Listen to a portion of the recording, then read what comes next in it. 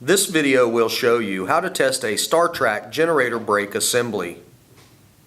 Here we have a StarTrac generator brake assembly removed from the machine.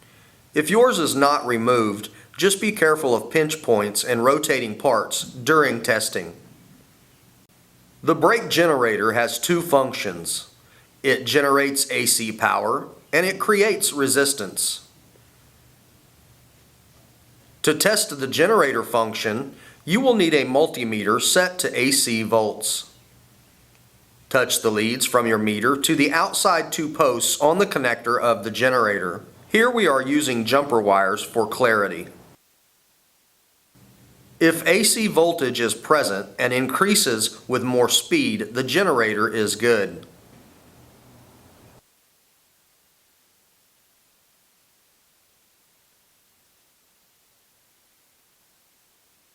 Now let's move on to testing the brake function. To test the brake function, first spin the generator.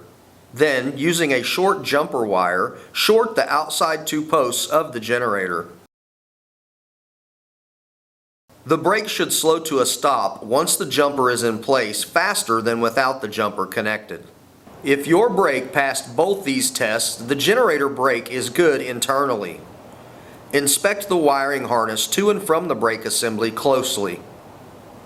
If you are still having issues, you can rule out the brake generator as the fault. Move on with testing the generator clutch, the upper and lower boards, and the main cable. This completes Sportsmith's video about how to troubleshoot a StarTrac generator brake. Thanks for your support during our more than 25 years in the business.